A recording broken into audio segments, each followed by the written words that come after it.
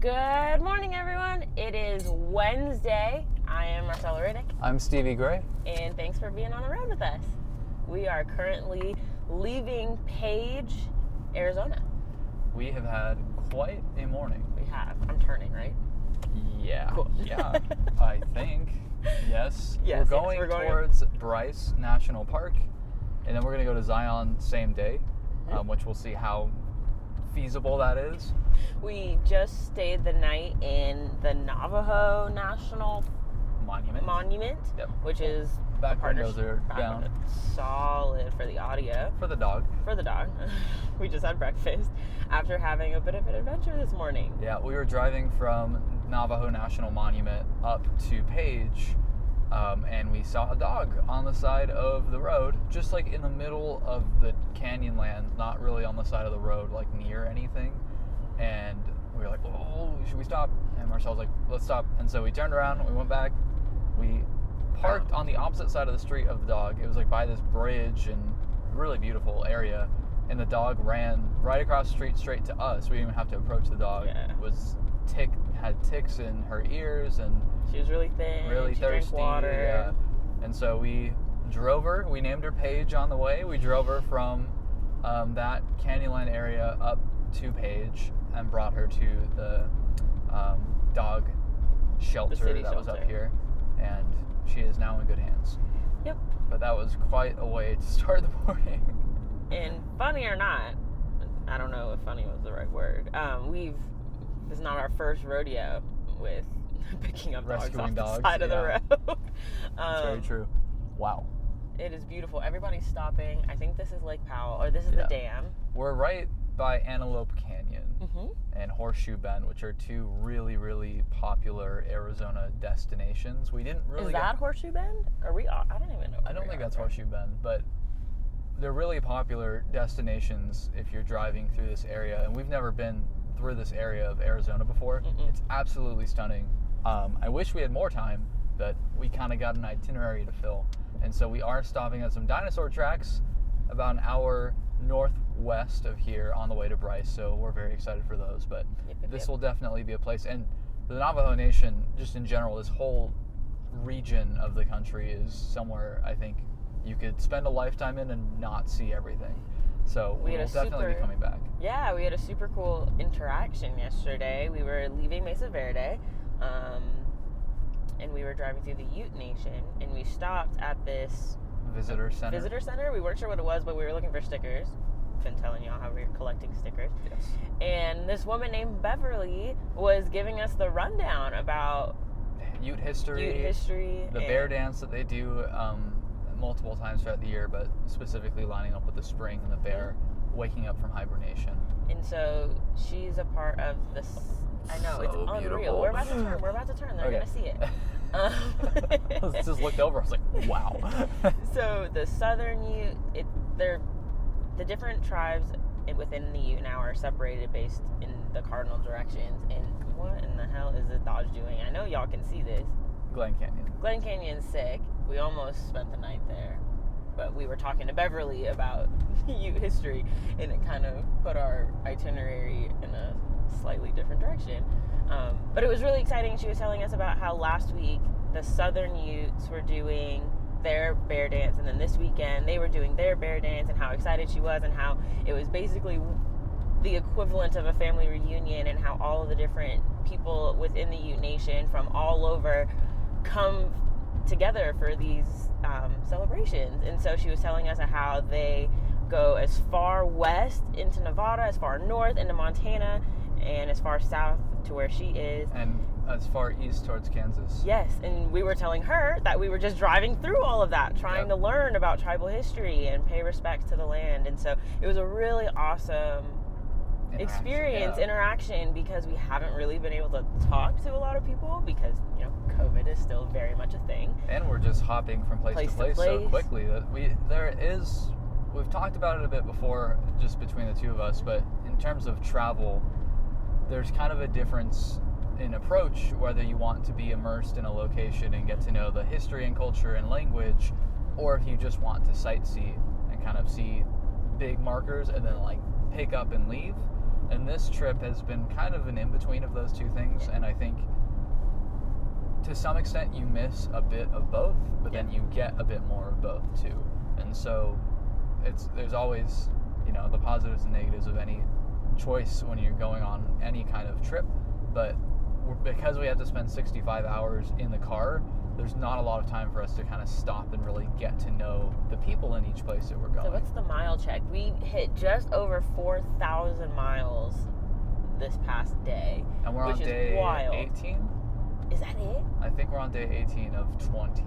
Because we go back Friday and today's Wednesday. That's wild. Yeah, so we have 2 nights left on this trip of sleeping, which is, I don't know, I don't like that.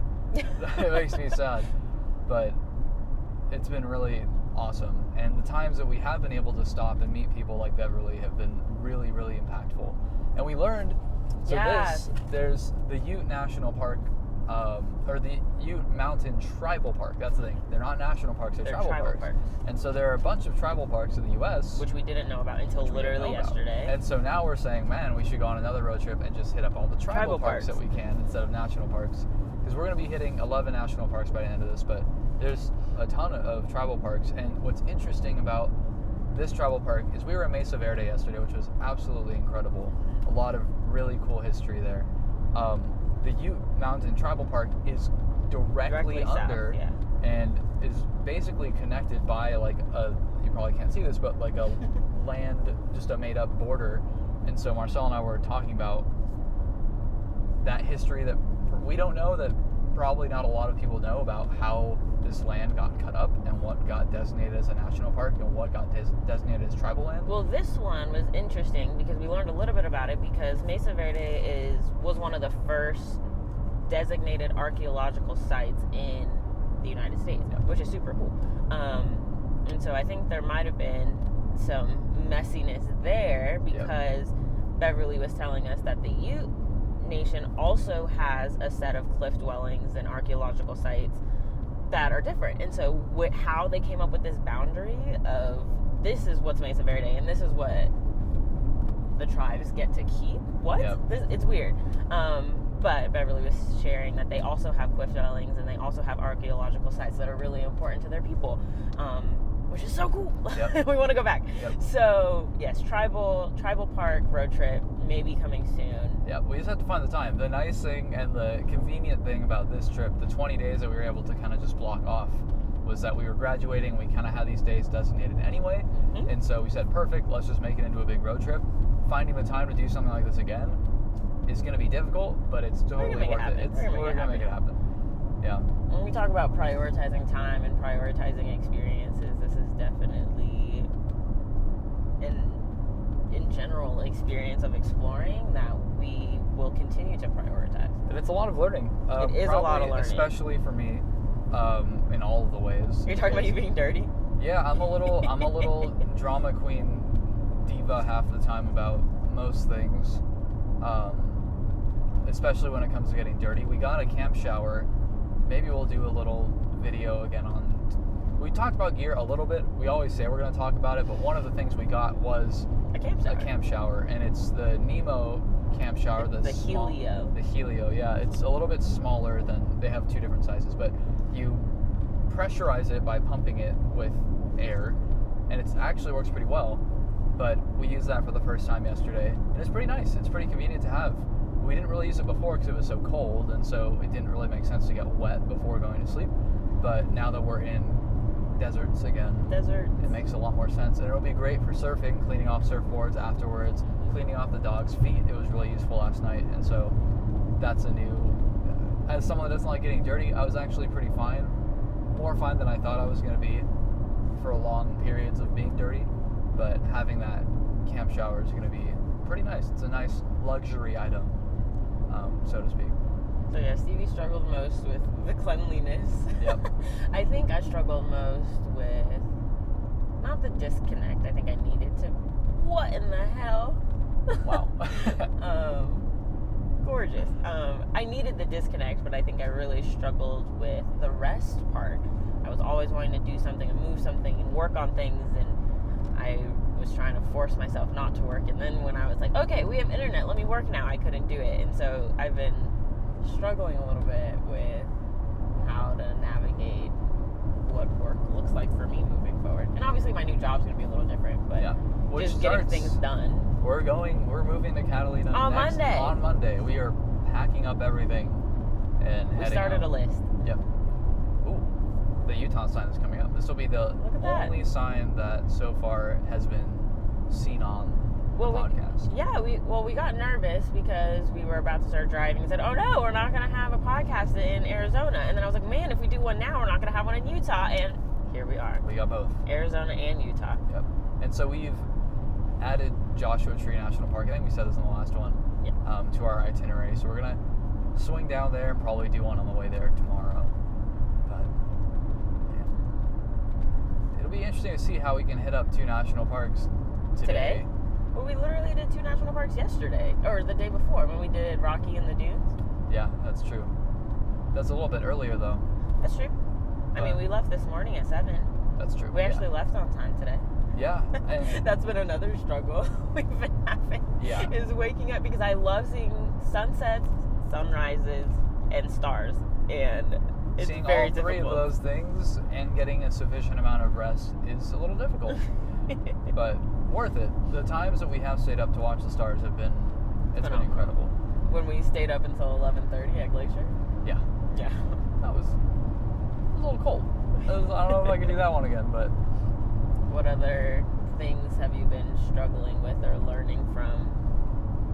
I think for me, the biggest thing, and something that has always been, for me, car camping is about getting rid of all the, for lack of a better word, crap of camping and just making it more convenient. And because I'm a sucker for convenience. And so I would say one of the biggest things that has been difficult for me is the fact that we still have a little bit more stuff than we probably need in the car. And so we have enough space. Everything is stored really effectively right now. We like it. The question is, do we need to have all the stuff in this car that we do? And for a 20-day trip, that's kind of been the justification of like, well, maybe we don't need it the whole time, but we went to so many different biomes and places where it was super cold and places where it's super hot that we need all this different stuff for those different times. And so for me, that was something I struggled with, of just feeling like, oh my god, we got too much crap. Like, but wait. Yeah. And so I think this setup, the way we have it now, is going to be absolutely incredible for like 2 or 3 day trips to one location where we can kind of just immerse ourselves. Like Sequoia National Park. So excited for Sequoia. That's somewhere we have to go, and I just like, I feel this inherent like urge. I'm like, I gotta go. It's right there. It's like 2.5 hours away. It's one of the most incredible. Is it only 2.5? I thought it was closer to 4. It's pretty Kings close. Canyon is 2? I think so. That's wild. But it's one of the most incredible places on Earth, so I've heard, and I think it's a place that we really also, enjoy. Like, look at this. Right, and so it's like old rocks versus old trees, but I'm really excited to take this kind of packing style on a trip to somewhere like Sequoia where we can just stay for a couple days, only bring like maybe 2 pairs of clothes, 2 pairs of clothes, a lot less gear. A lot of our gear that we have in here right now is kind of emergency gear, like emergency fire, emergency warm stuff, and so... Which we still need. I'm the big emergency prepper. 100%. That stuff can't ever not be in the car with us, and so there's like a whole box that is dedicated, or whatever this is called, basket, that is dedicated to that stuff. So that basket will always be present. But there's a few things that we can probably phase out of the whole situation. But I mean, this has been a giant experiment overall, so we've learned a lot. We thought about doing a shorter trip before this to figure things out, and it didn't work. And so I don't know. I think the best way to learn how to swim is to get thrown into the ocean, and I think we definitely did that. It's true. It's true. The scariest way is sometimes the fastest to learn. True. Which is why for backpacking, we're just gonna throw Stevie into it. Sure. I think the nice thing is we're gonna be on Catalina. We'll be able to do little backpacking trips throughout the summer. Like maybe we'll hike up somewhere, we'll sleep for the night wherever we hike, then hike back to our place. Maybe it won't be super, super far, but it'll still be a similar kind of routine. And then by the end of the summer, I think I'll be ready to go on a longer thing. Boo. We should just do like 3 days, full set. I mean, I'm down. It's more about the time. Yes. I'll be commuting back and forth, so we'll see. Figure it out. I'm excited. I'm excited too. I was saying it's been nice when looking at, wow, there's little like Adobe houses. We really like Adobe. That's our dream. That's our dream. Adobe house. I want an Adobe house made out of the purple rocks and purple clay sand from Montana, which is not where Adobes are built, so I don't know if that would actually work. No. Anyway, I was saying it's been nice to pack because for a lot of the areas that we need to pack, I just went like, meh, that basket from the car. Yeah. So it's true. It'll be okay. It will be. But the schedule, we've been laughing a lot about how we really don't know how to stop. And so for us, this is rest. It's just driving nearly 5,000 miles to rest and to do things and to see things. And when, obviously that's not really rest. I think we're taking a break from a lot of things and we're resting our brains in a way. We're taking a break from other people. Yes. It's like basically what it is. But Stevie and I are not known for slowing down a lot. And so I'm thinking about when we were in Colorado, literally less than a year, we're going to go do semester C. We got back. Oh, Stevie's going to move. Oh, we're going to do this. Oh, we're going to do that. Oh, I'm moving to Catalina next week. And so figuring out all the different things and what works and what doesn't, we've just gotten really good at going with it and going for it in a way that I value a lot. But if we don't figure out how to actually rest in all of it, we're going to be in for it. But I think that's like a 5-year from now problem. Probably. I think we talked about it before, but that kind of willingness to change and adaptability really prepared us for the pandemic. Where like when the pandemic started, it was kind of like, oh, I'm used to this. Something big is changing. Perfect. Like right on the clock almost. It was like the timing. Every 2 years, something new and crazy happened, and so we're now at that point, 2 years after the pandemic started, where our lives are about to fundamentally change again. And yeah, it doesn't feel like we've slowed down at all. Although it doesn't feel like we've exhausted a lot of energy mentally and physically just moving ourselves around for the last. We've lost a lot of weight. Yeah. I was like looking in the mirror and looking at you. I was like, oh wow. On this trip? On this trip. I don't know about that. I think we have. I was able to weigh myself a couple days ago. And I think we've lost at least 5 pounds each. I'd be 125. I don't know if I think we'd know if I was that again. I don't know. But point being is we change our lifestyles quite often, and it doesn't feel as exhausting as I think it might sound to some. Because we were talking to a family friend in Colorado a couple days ago, and they were like, "Oh, you got new jobs? When do you start?" And we're like, "Monday."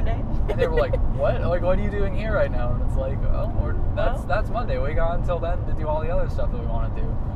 And I feel like I don't necessarily think about it too hard until I see other people react to whatever we're trying to do. True. And then I'm like, oh, is this a lot? I don't know. It definitely is a lot sometimes. And like not every moment of this trip has been like, woo. Some moments we've been pretty tired. And we talk about that too. Even though we're doing all these crazy things, it doesn't mean we're happy-go-lucky all the time. Like, life still happens and life is weird, and I had a tough day yesterday. Yeah, some days you just wake up and you're just not feeling whatever you're doing. It's like, cool, I'm in Canyonlands, but maybe I don't really care today. And that's okay. I definitely didn't sob when we dropped the dog off. That was tough. I am not a crier, but I was close dropping that dog off. Especially listening to you cry. I know. I was like trying to drive away like...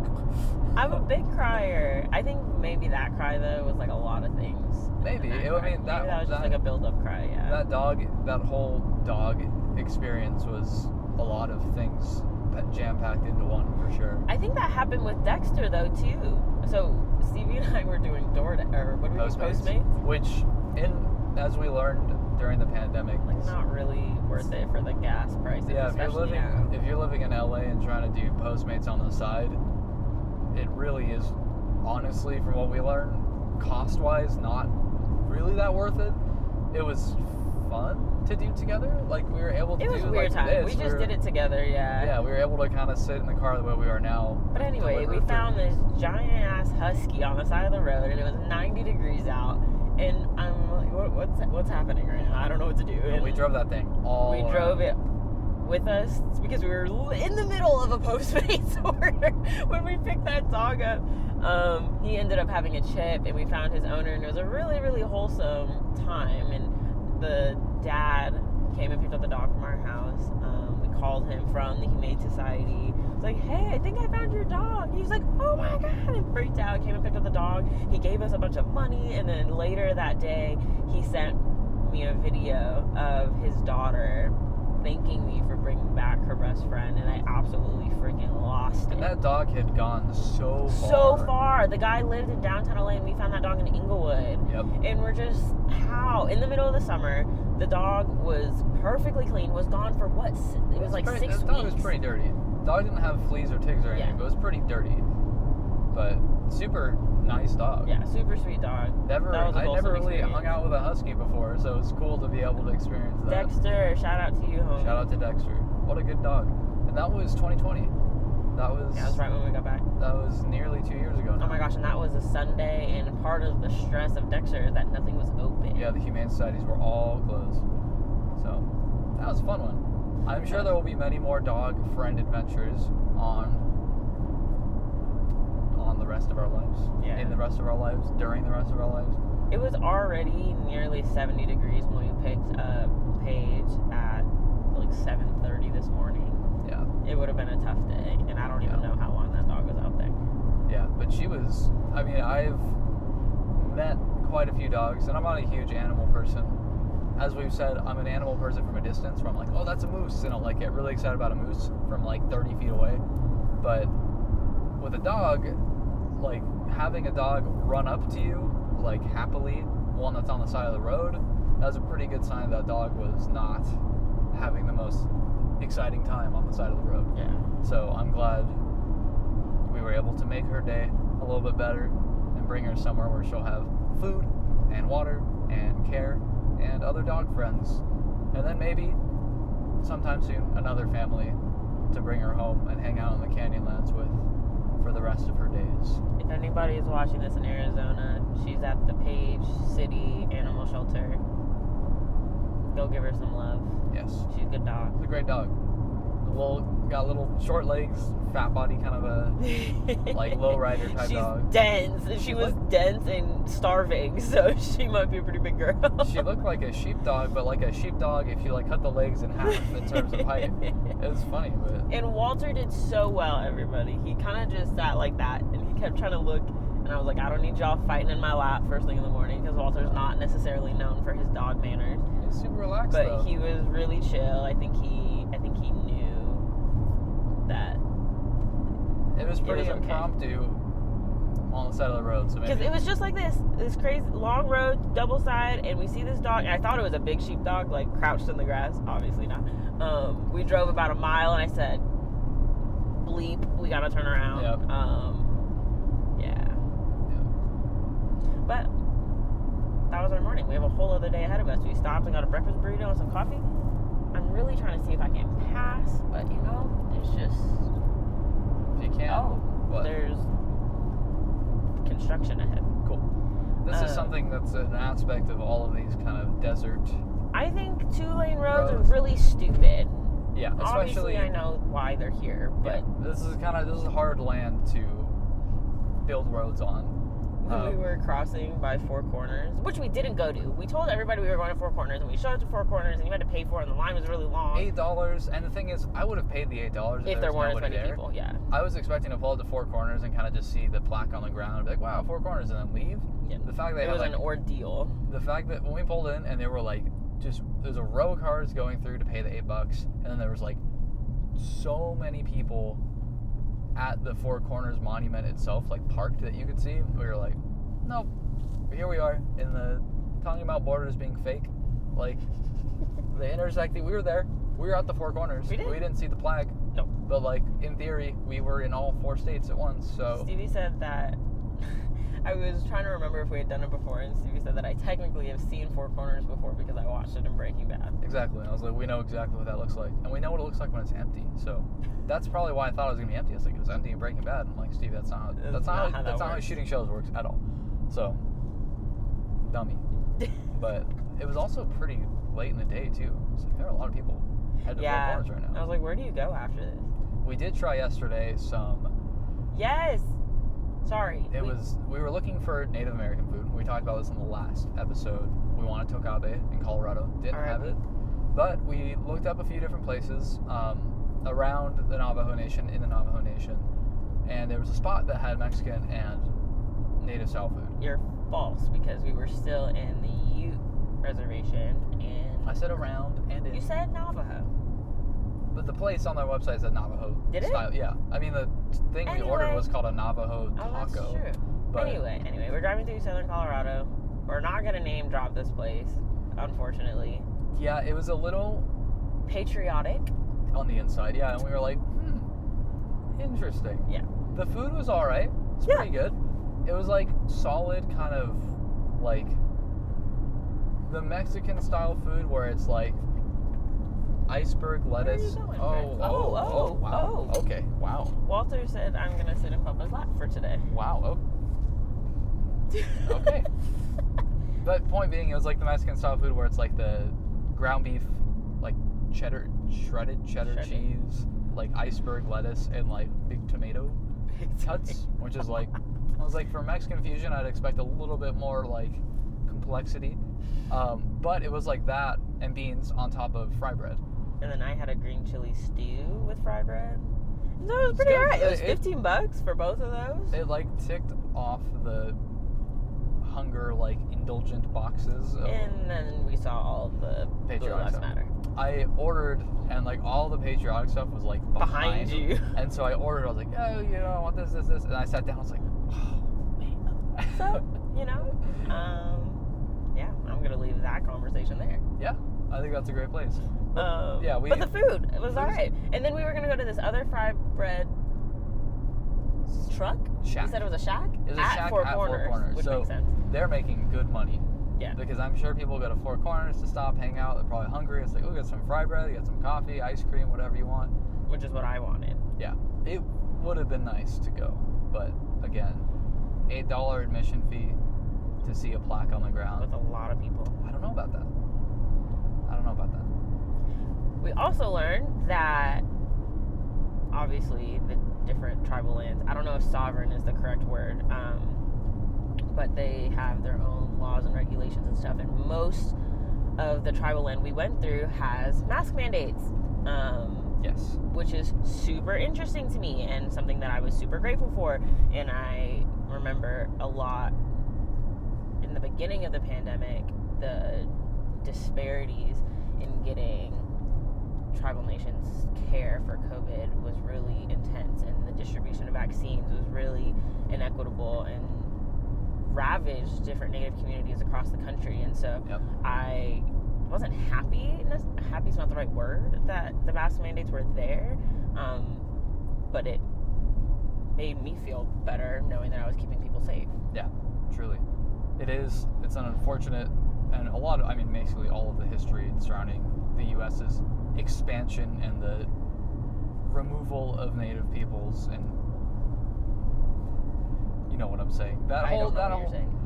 Point being, it's the reservations in different sovereign nations exist, and it's good for certain independence, but then when situations like a pandemic happen, the U.S. government go, all right, y'all are independent. Yeah, that's really tough. Yeah. There's somebody in my film school in Colorado was trying to make a documentary, or at least develop a documentary about, I think it was Native American lacrosse players that were having trouble leaving the U.S. to play in international leagues because their passports weren't valid, because they only had passports from their reservations and not from the government, the U.S. government.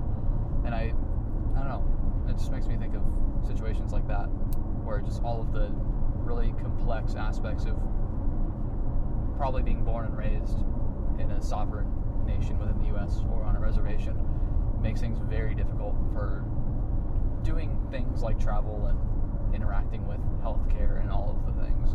And Beverly was telling us about her granddaughter and how her granddaughter lives in a very different world than she did, and her ability to participate in different tribal cultural things and meet different people from all over, because Beverly's son's daughter married another native person from California, and so they have two different tribes represented, and just talking about how even though she's like 2.5 and doesn't really understand all of the things,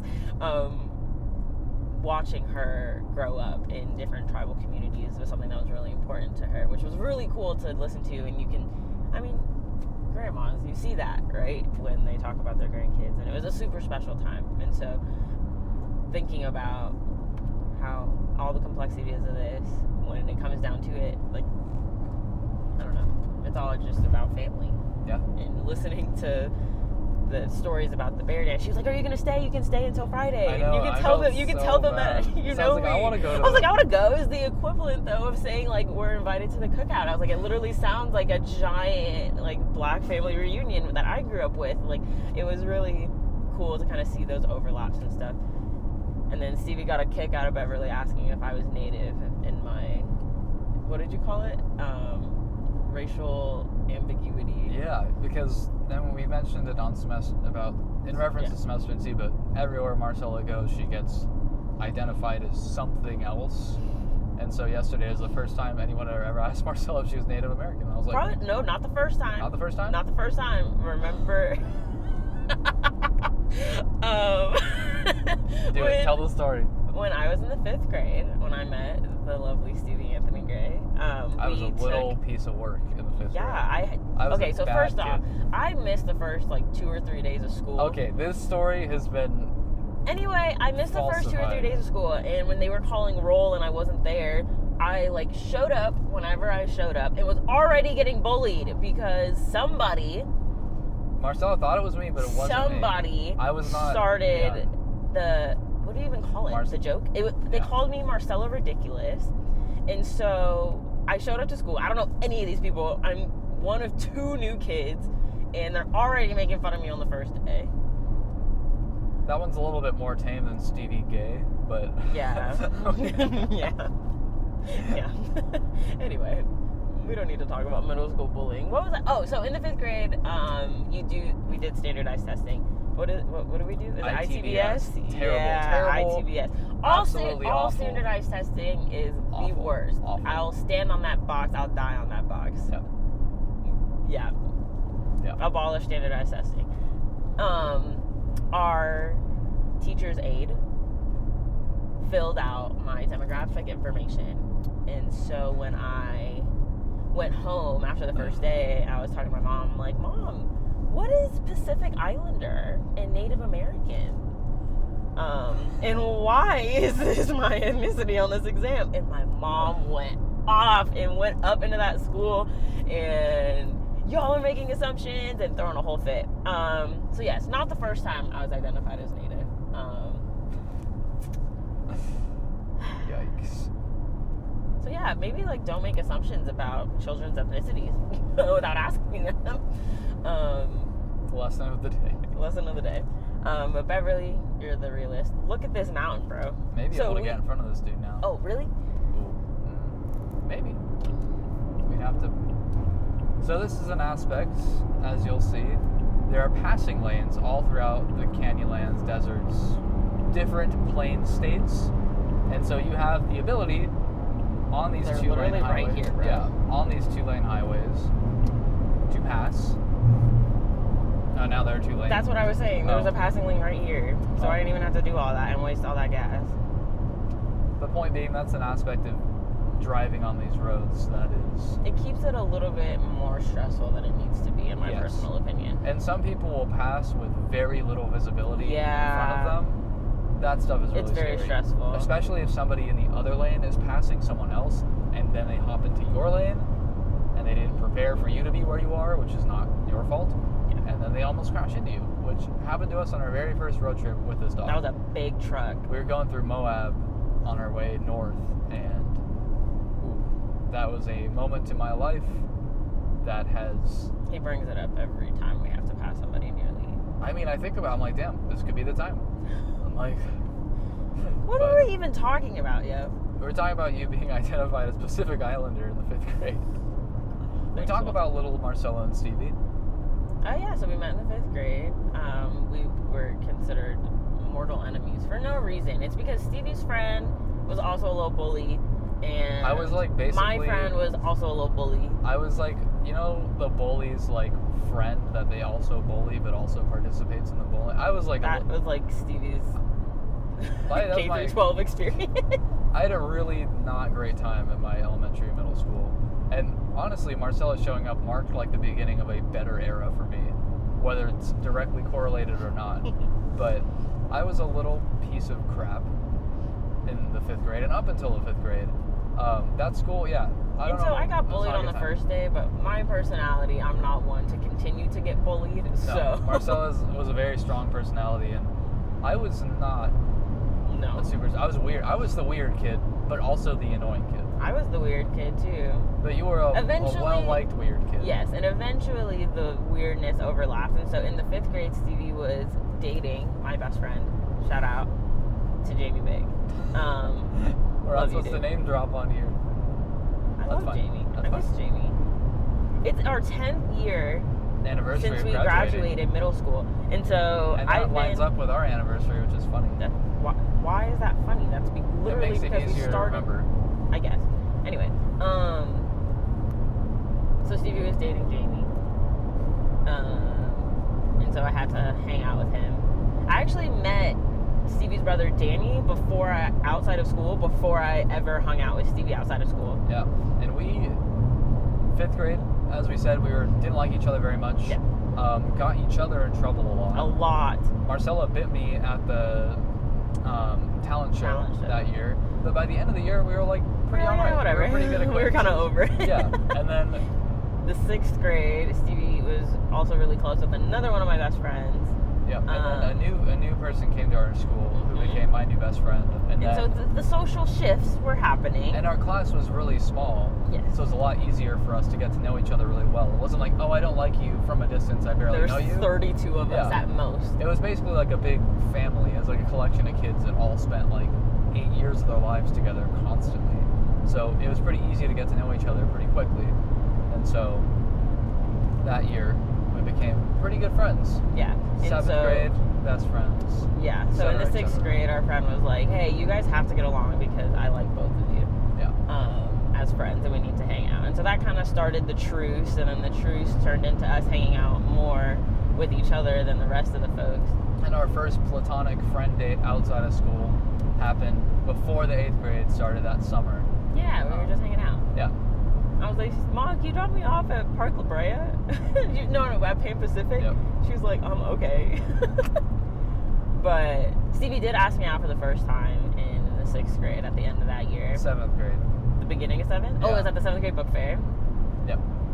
Like December, right before winter break, I think. Yeah, and then he asked me out again at the end of 7th grade. I don't remember that one. I think it was just on the phone. So Stevie and I used to just talk on the phone all the time. Yep, back in the day, I didn't really like going to my elementary middle school because I grew up sharing a backyard with like 50 other families, and so I had like my own little collection of friends at home that were more like family than any other friends that I had at school, and so all I wanted to do was get home to play with them. But as I got older, they all kind of moved away, and so at the beginning of middle school, I was kind of the only kid in Park La Brea in our little block apartment area complex situation that was a certain age, and so I just started skating by myself every night through Park La Brea, and I would just listen to music. And I was an only child and always spent my evenings alone anyway, and so Stevie and I just started talking on the phone a bunch when we were kids, and that's how we got to know each other. Yeah, and so at a certain point, instead of listening to music, I would just talk to Marcela on the phone, and we just, again, it was very platonic. Like, there were really no expectations other than let's just talk and get to know more about each other. We definitely said I love you to each other before we were ever together. Yep. Like, we became very comfortable. I texted it to Marcela. I said, don't take this the wrong way, but I love you. That was I was like, oh god. Oh god. But I mean, truly, the first person That's fine. outside of family, obviously, that I really like felt the butterfly feeling, and just the like, wow, I fucking love this person. Excuse my language, but it was a really important time. And before we talked on the phone, we would text like all the paragraphs time. to each other. Oh my It's god! like I don't even know what we talked about. So, a lot. I do okay. remember one of the things that we did would just be like, tell me something new about you. Yeah, And we like, did get to know each other very well. And so we just sent each other these like walls of text of like things about ourselves that we had never really told anyone else, or as far as I'm concerned, I never had told anyone else about myself, because like, why would you just like randomly tell somebody all that information? And so we got to know a lot about each other before we even started talking on the phone a lot. And that was all before we even We're started like, dating. Hold on, like texting is like kind of inefficient. Like, yeah, why don't we let's just call. And so that's when I'd skate and we'd talk for like hours and hours every night. And that Did I like reject you like 3 times or 3 times? The 2 fourth, times. I think 3, and the 4th was when we started dating. Because I finally, like at the middle of the 7th grade, I was like, damn, maybe I do like this guy. And here we are. Here we are. Still talking all the time. Yeah, I think that was the nice thing though about having all of that friendship, platonic development. I'm glad you rejected me that many times, because it really, by the time we got together, we knew everything about each other. There were no surprises. There was only like exciting new territory in terms of like life experiences we could have together. It's nice to have that much of a foundation as friends before making such an intense commitment of life. Yeah, because then we finally, like, I was like, okay, Stevie, like, I do like you back. Now what? He's like, well, we're boyfriend and girlfriend now. I was like, oh, okay. Yeah, I kind of just like, no, it's happening. It's happening right now. I'm like, okay. And then literally like 3 months later, so are we gonna go to college together? What's happening? Yeah, I told one of my friends from our school that I was gonna go to college with Marcela, and he laughed in my face. And he's like my best friend. I'm like, wow, okay. But I mean, fair. Like, looking back on it, I'm like, wow, that's a really intense thing to say as a 12-year-old. Stevie was a rather intense human. I was quite the romantic. And yes. romantic in like, there are a lot of different ways you can be romantic, but I was very intense of like, I am committing my life to being with this person forever. We also had very different like perceptions of what like love and marriage is, just from like our family differences, which made, I don't know, even though this is all lovey-dovey and we got to know each other, like Stevie and I were always consistently butting heads on stupid shit and disagreeing with each other, and like it was always, again, I think intense is kind of the word. I think we finally mellowed out. Yeah, I think that's something that I've always found interesting about our dynamic is we've never really had major disagreements on big life things. We usually disagree on very little, kind of, not dumb things, but like in retrospect, they're a lot less make or break than some other things that we could disagree on. Yeah. But it's always funny to see how other people perceive us when we like, we'll bicker about the dumbest shit sometimes. Yeah. And people will really think, I'm like, I wonder if people just think we do this all the time. I think some really people do. Well, so it used to be a little bit more intense in college, and in college the joke was, Mom and Dad, stop fighting. Yeah. But it is what it is. Now we like don't have the energy to. I like don't have the energy to fight with Stevie. Even if we disagree with stuff, I'm just like, bro, I don't have the energy to fight with you. Fight is the wrong word, because I think, as I've learned from... People actually fight. Like, I did not know this was real. I always thought like the movie like couple fights where there's like screaming matches were more fiction than they were reality. Shout out Kendrick, song's hype. Yeah, the new Kendrick song. I was like, this is a real thing that happens. It's like, oh shit. Because we've never really screamed. I don't know how to yell. Stevie doesn't know how to scream. So I just don't express my feelings or anger with that expression. I feel like yelling is a waste of energy, and it's like overly. I'm a dramatic person. Yes. I can't imagine how much more dramatic I'd be if I also yelled. So it's nice that we've never had any of those experiences, because I don't know if I could really handle that. No. Like any it's kind just of yelling. unnecessary for us. It's completely unnecessary. Whoa, new ground. New paved road. This is a very different land. We've talked about like none of the things that we said we were going to talk about today. No, not at all. We'll talk about them tomorrow. We got 29 minutes until Dinosaur Tracks. Dinosaurs. Stevie and I like dinosaurs. When we got back to LA for my birthday, Stevie bought me Natural History Museum membership so we could go hang out at Natural History, which we didn't need to do because USC students get in for free. Yeah, but then you don't get First Fridays, you don't get all the other First stuff. Fridays is literally open to the public. That's not, you have to pay. Anyway. It was worth it. It's totally worth it. We like dinos, and Natural History Museum also includes the tar pit. Yes, which was also a part of it. But we incredible. love museums, and I don't know why we didn't know or realize how much we love museums until we were literally 22. I think part of it, at least from my experience and perspective, is that museums were always a part of school. Yes. And you like kind of just forcibly get sent to museums at different parts of your education as a child. Yeah.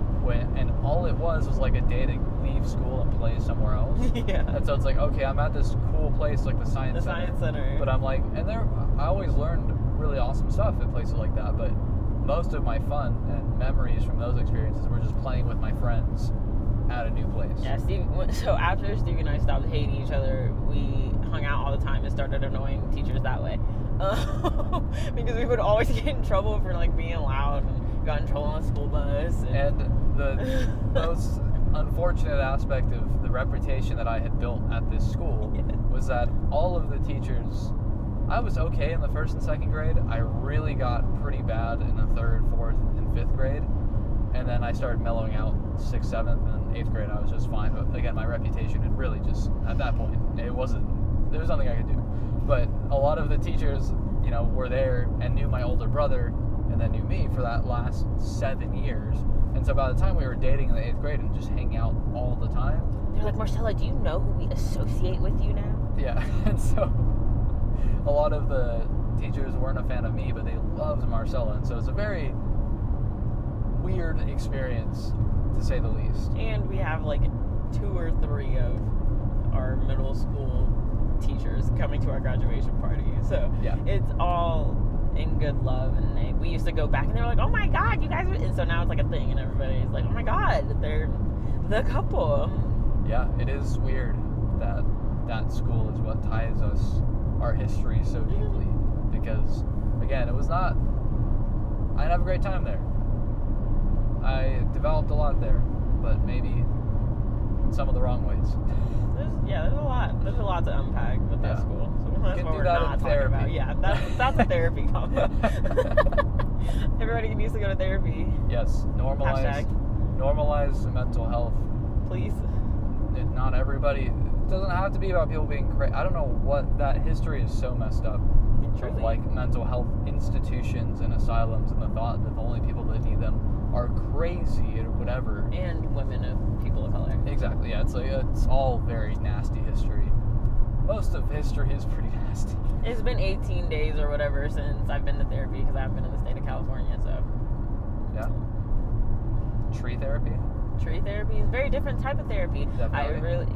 Nature is my place, yo. I mean, obviously. It should be everyone's place. It doesn't have to be though. Like I understand if nature isn't people's thing. I think it's kind of weird, but everybody to each their own. As somebody that has found nature later in life, fair. And the more you learn about science and the history of the earth, you realize how things work. You realize, oh, we actually shouldn't be separated from nature. We actually are nature. And so, to some extent, even if you don't like bugs, or you don't... The bugs were tough last night. Yeah. Or you don't appreciate trees, or whatever, sitting outside on a bench around green things and plants and animals that are not domesticated is really important. Highly recommended for you, even if you just do it for like 30 minutes a week. A week? How about 30 minutes a day? To start. I'm talking to someone who just grew up in the concrete jungle, so to speak. If you've only ever seen crows, pigeons, and squirrels, it's time to start sitting in some parks. Natural parks, not parks that are like green grass that are watered 8 times a day. Some people only have access to that, so not even be nice. You have to recognize the situations, especially in LA. One of the biggest challenges we're facing right now, and probably another episode for another time if we decide to podcast after this trip, is that Stevie and I are trying to find out where we're going to live in LA, and having green space is so important to us, and it's so freaking difficult. And indigenous green space, because long term, for sustainability and all of the things, it's really important that plants need to be native. Yeah, so we need to either replant native plants and reintroduce native species, mammals, animals, all the things. And finding that space that already exists is also really important. But making sure that you don't make that space too well known about, because then it will get developed or ruined for some set of reasons. Like people throwing baby showers and gender reveal parties and then lighting entire places on fire. Please stop. But also, like, gender reveal parties are stupid, in my personal opinion. 100%. That also feels like another conversation. That can be your hot take of the day. That is my hot. That's beyond really my hot. That's a it's cold. not That's a hot cold take. That's a cold take. That's a cold take. What's your hot take of the day? It can be about literally something as dumb as food, all the way something as crazy as anything. That's not a hot take either. I got a lot of takes today because I've been in my feelings, you know. What's the hottest one of all? The hottest one? Hi, Walter. I think that dogs are even more sentient than we give them credit for. Like, truly. Like, there's a reason that dogs are in therapy and that dogs give people so much. When people stay in the passing lane and then don't pass people, that's my freaking hot take. Dude. I'm like trying to say something wholesome about dogs, and this dude is not passing people in the pass lane. Bye, bro. Anyway, I don't know. Walter has been my absolute rock, and I love him so much, and I hope that everybody, even if you don't like dogs, you don't necessarily have to have a dog, but I hope you get to be friends with a dog one day so you can experience the love that they can give us. Marcela asked me yesterday, I was like, ask me a question, because we'll ask each other questions, and she said, would you get Walter again? Like, if you could go back. And I was like, what kind of question is this? This is like one of the most important beings I have had in my life up until this point. Of course, but truly, get yourself a Walter. Or you can come hang out with Walter. Yeah. Walter loves everybody. We say his superpower is making people feel special. People that don't like dogs love Walter. This dog. And that's someone who didn't really love dogs, and still, I'm not really a dog person, but man, this guy is great. So all of the dog love in this house, all of the canyon love in this house. Look at this. This is absolutely ridiculous. I think this might be the perfect place to call it. Yeah, I'm really glad we got to cast through these montañas, tell y'all about Paige, chat a little bit about little chubby and ugly Stevie and Marcela from middle school. We were not attractive children. I don't know why we liked each other. I wasn't an attractive adult. No, honey, I think you're so pretty. I love you so much. Thank you. Much love. Have a fantastic day. Don't get stuck behind slow cars on a 2-lane road. Do your thing today. Whatever makes you happy, take the time to do it. Taking a break is not a bad thing. No, radical rest. Yeah, even if you're working is made up. Go do something that you need to do for yourself, even if that's 30 minutes outside, looking at some indigenous plants and animals, or cook, or watch your favorite show. Make some art, play some music, listen to some music. Don't watch Doctor Strange though. Don't watch the new Doctor Strange movie. Then we'll just leave that at that. Leave it at that. But do your best today, because you got it. That's all you need to do. Just do what you can. Bye, friends. Bye. Say bye, Walter. Bye, Boogie.